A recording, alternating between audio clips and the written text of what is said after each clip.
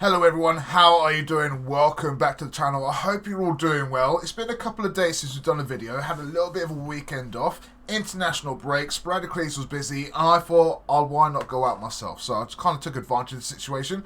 But we're back. All things are back to normal, except for things going on at Man United, unless you want to call the craziness that's going on actually normal now. I thought we kind of got past all this kind of bickering and everything that's going on, but, you know, there's lots to dive into, so let's get into it. This is the Red vs. Red podcast. If you're new around here, please make sure you hit a follow on Rumble, hit a subscribe on YouTube. We promote content on both platforms. And yeah, we're literally two Manchester United fans from around the world talking about the club that we love, that is Manchester United. I literally talked about the Legends match on Friday, and I watched that. I hope you guys did too. I hope you contribute to the cause if you are able. It didn't disappoint. It was just such a nostalgic trip to kind of see all of these old players back on the pitch again. It was especially crazy to see Wayne Rooney just put on, like, I don't know what to say. He's of course put on a bit of timber, a lot more than many of the other players. But mate, that talent will just never leave him. Like if he was to keep himself, the thing is though, Wayne Rooney was never one to kind of get in shape. Every summer break he would come back overweight, but he just had that metabolism to just work it off, right? And be fit and ready for the season. Obviously that's not really happening, but God, that talent, that free kick.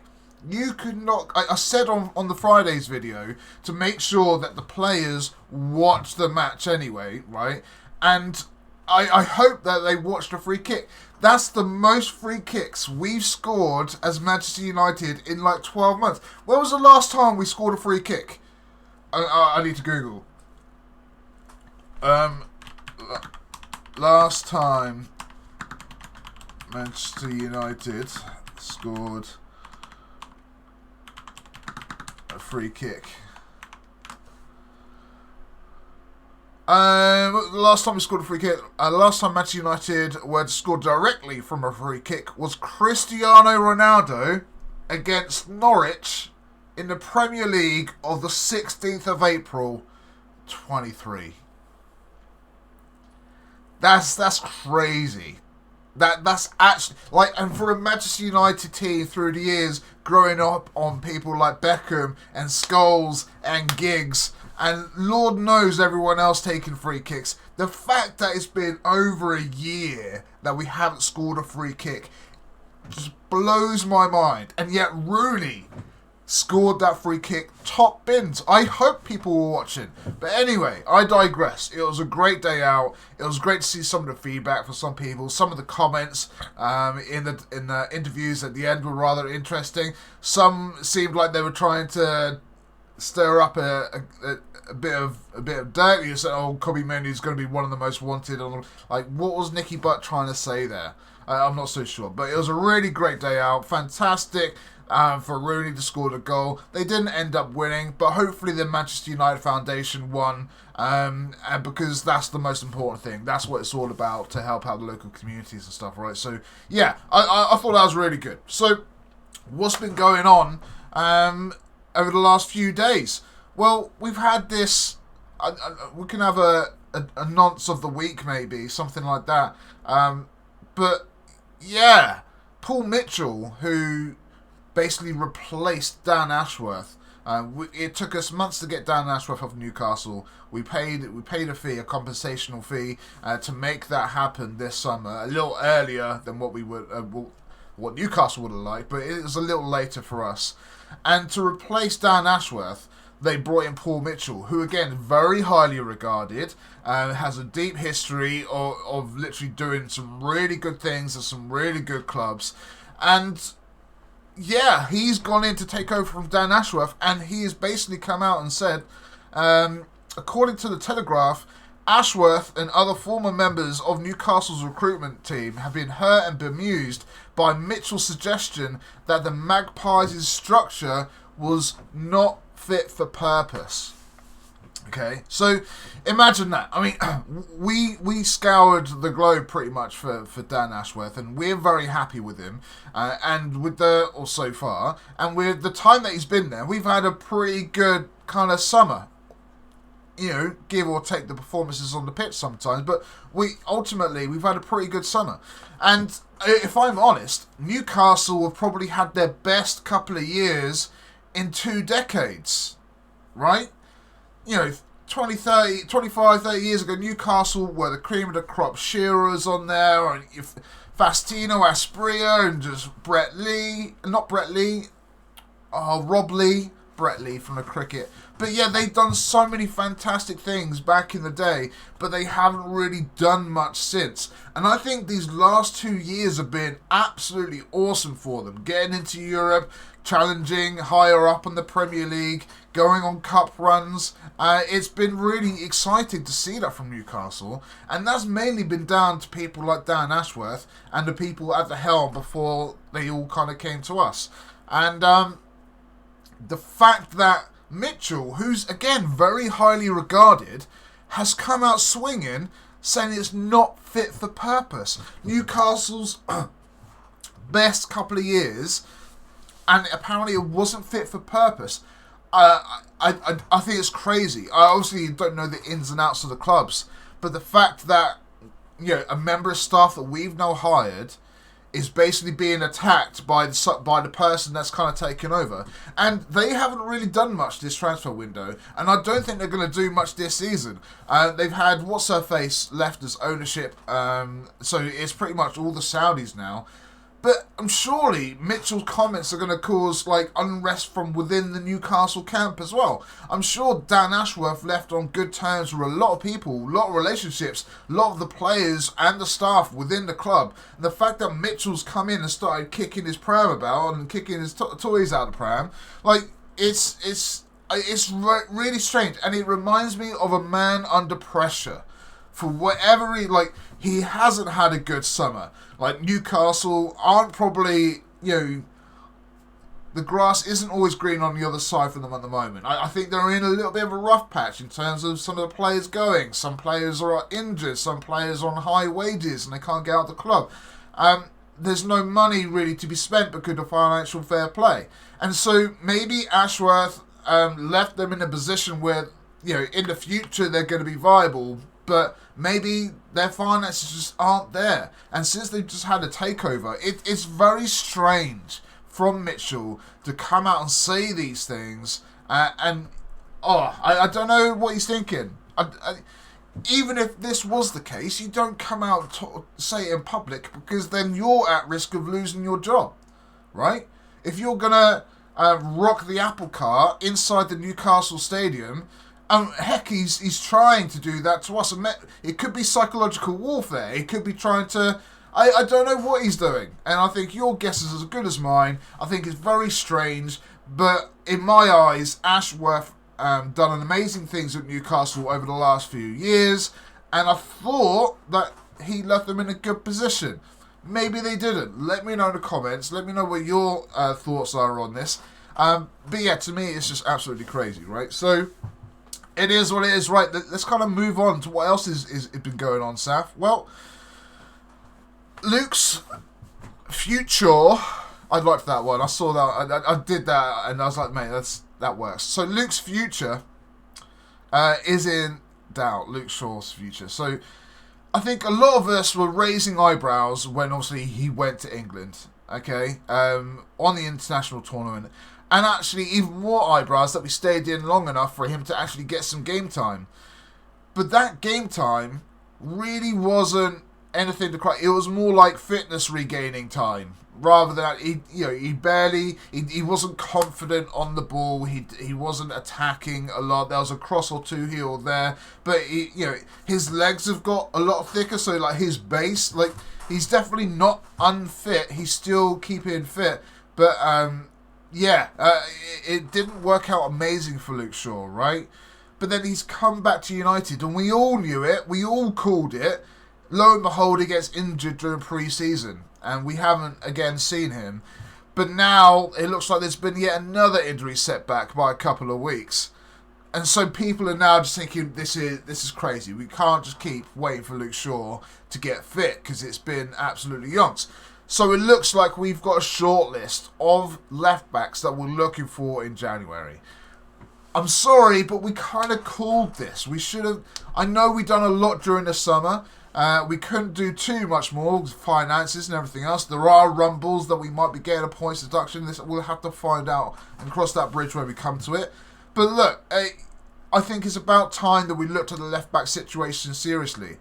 In my eyes, we didn't really need to sell Wan-Bissaka because even he could go at left back. He was fit and able, and he's an absolutely solid right back. And West Ham are saying they've got a deal of the century because they're never going to sell him. He's absolutely awesome. Anyway, so I think we wanted to upgrade the right back situation, but we completely looked at the left back situation and have got no cover. The only left back that we've got is Diogo Dalot, who can switch and play either. Now, as we know, Mazraoui can switch and play either, but they're both playing at the moment, so no cover. Harry Mas has literally he's been put into the Europa League teams, and he needs minutes. If he's going to be playing in the Europa League, he needs to get going and get some minutes. So we don't have a left back that can play and play and play, right? Mazraoui can play and play and play. Dalot can play. We knew last season he went through the ringer last season, and he stayed fit pretty much throughout. So just the one signing. Harry Mas can't play every single game. He needs minutes, but he can't play every single game.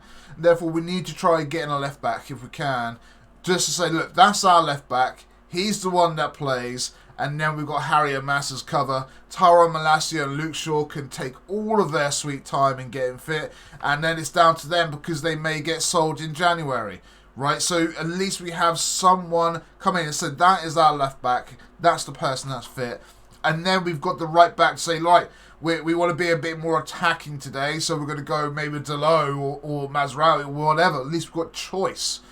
Maybe someone's performing better in training. And then we've got competition. Right, you play well in training, you start on the weekend, mate. That's what it's all about, right? So, but we just don't have that for the left back at the moment. So let's try and make that happen. But I'm just so I think we are going to sell Luke Shaw. I think he will go, if not January, definitely the end of the season. I think he's grown as a person, and like when I saw him under the whole Mourinho thing, like that was unfair on Luke Shaw. And you can see it was affecting him personally. I mean, damn, that would affect me personally. Mourinho coming out and doing what he did, trying to be my brain whilst I'm on the pitch trying to play football. Like, that doesn't work for me. Like, so I would be the same. But from his conversations on the England International Euros this summer, he held himself accountable. He looked like he was a role model. He was helping the youngsters through. He looked mature. So I don't think it's a mental thing with Luke Shaw. I think he wants to be back. I personally think he's just been really unlucky. But it's been too long. We can't keep paying wages. He used to be the best left back in the world. It's really unfortunate that leg break that happened. Maybe he'll get back to his best, but he's 28 now, I think. I think he's earned the opportunity to go abroad. Look at Scott McTominay in Napoli. He's a hero over there already. I think Luke Shaw has another club and another move like that in him, whilst we try and find a younger model and someone that's going to be fit a little more consistently, I think it works well for both parties. Let me know what you guys think down below as well. Another thing that I wanted to talk about real quick is our next 6 games.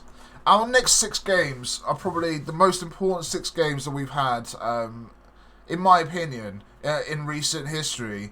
I think these next 6 games are going to define not only our season, but Erik Ten Hag's legacy as well. I'm Ten Hag in 100%. But there are issues. And every mistake that happens, people are calling, I don't know who these people are, they are calling for Ten Hag out. And that's fine. Everyone's right to an opinion, okay? But I saw progress this summer. I want Ten Hag in. It'll cost us more to get rid of him. I think he's good with players like Kobe Mainu and the future players that are coming through. Like Yora, I think we need a stability. We need a person, a focal point where the young players can say, that's our manager going through.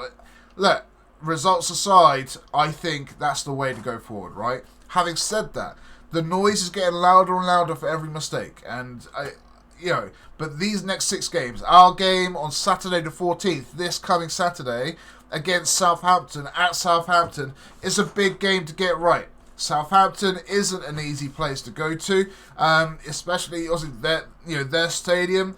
They're known to having very talented youngsters throughout their history. Very rooted club. I actually currently live in Portsmouth, so I know all about Southampton. That's going to be a tough ask to get a result there, but we need a result. That's a 12:30 kickoff as well, so it's an early kickoff. We need to be ready for that. We need to be ready for that. We need to get 3 points there. Our next game after Saturday is on Tuesday the 17th at home to Barnsley in the EFL Cup 3rd round. So yeah, that's going to be a tough one. We're probably going to be rotating some players and giving players like Harry Amass and Toby Collier some minutes, which will be good to see. But that's not a given result depending on the rotation that we're given, right? Marcus Rashford might turn up for the last half an hour and save us. Please, that'd be awesome. But yeah, it's not a given result if we rotate the squad. Crystal Palace, away to Crystal Palace on Saturday the 21st. Again, not an easy place to go to, and depending on our result of Southampton, we could be under a little bit of pressure here to get a result at Palace. But ultimately, we should be winning these games so far. I'm just saying they're not guarantees, especially if things start going wrong, especially if injuries happen. But then our first Europa League game is on the 25th of September against FC Twente at 8 o'clock. Again, not a given, but we're at home, so we should be, if things go well at Southampton, Barnsley and Palace, build a little bit of momentum, it should be a really good game for us against Twente. First game back into Europe, get a feel of the place and just really start building momentum for Europe. I think, again, very, very important game, but not a given, especially with our recent form. Our next game is on the 29th of September at home to Tottenham. So, again, Big Ange will be coming to Old Trafford. They always kind of turn up with energy. That's a 4:30 game. We need to turn up to that game. And then literally a couple of days later, we're away to Porto in the Europa League. So, look, Southampton, Barnsley, Palace, Twente, Tottenham, and Porto. 6 big games that if we can get results out of, will define our season. It will get us next stage further in the cup. It will get us going in the cup. We'll be having a couple of games in the Europa League, so we'll have an understanding of what our season's going to be like then, as well as some tough-ish opponents in the Premier League. I think it's very important that these next 6 games we get results out of. I can't, a draw maybe against Southampton, at Southampton, but apart from that, we're maybe a draw against Porto, but we should be winning every one of these games potentially. If this was a Manchester United on form, but this is our chance for the group to get these matches under their belt, start gelling together and working together, start getting Ugarte some minutes, and seeing what our front line is all about this season, because we need to start scoring goals, right?